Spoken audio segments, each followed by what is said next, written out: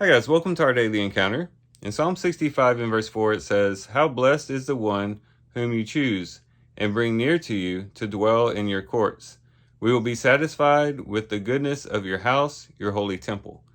And certainly that would have been a wonderful thing to be God's chosen people who are able to come to the temple, to the very dwelling place of God, and just enjoy his presence. And as we think about it today, of course, the church is the temple of the living God. And we get to enjoy the presence of God as well. And it's a wonderful thing to be able to walk each and every day just abiding in the presence of God. Well, the psalmist goes on to talk about the wonderful things that God does in creation. And when we think about and reflect on what God does in creation, we can also say that these are the types of things that he does for us as well, and can encourage us to know that he will do the same for us. It talks about in verse 6, who establishes the mountains by his strength, being girded with might. He gives the mountains strength, and he girds them and clothes the mountains with strength. And that's one of the first things that comes to a person's mind as they look at the mountains, is just how strong and steadfast they are. And God is the one who gave that to them.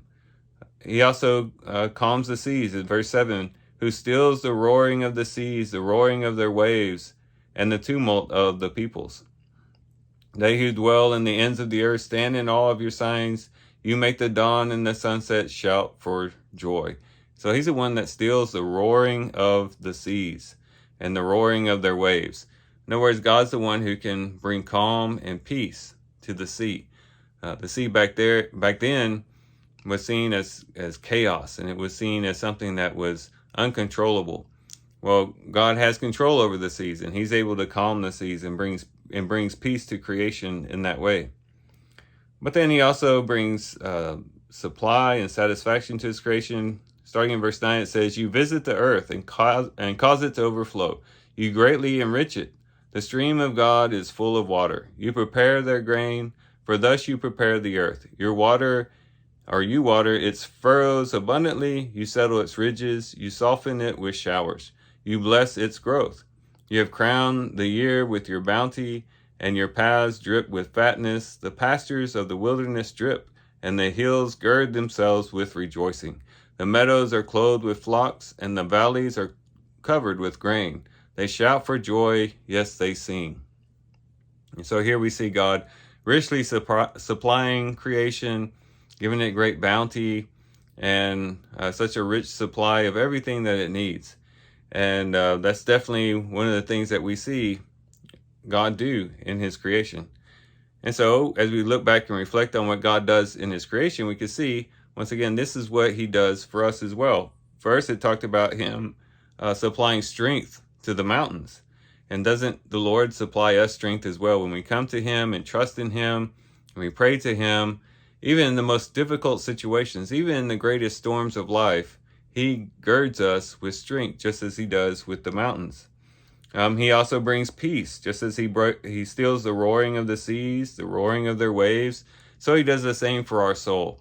As we read about in Philippians chapter 4, he gives us the peace that surpasses all understanding.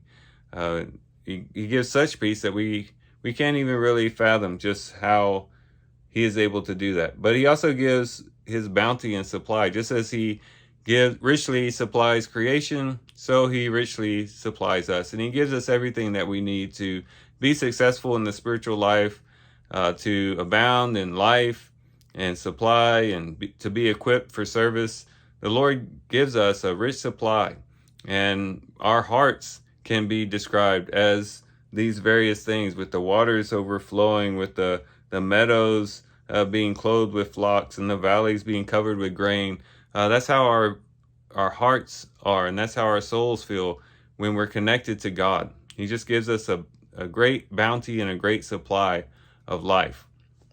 And so what this shows us is that when we look at creation, we see how God's taking care of creation, how he's given provision for everything under the sun.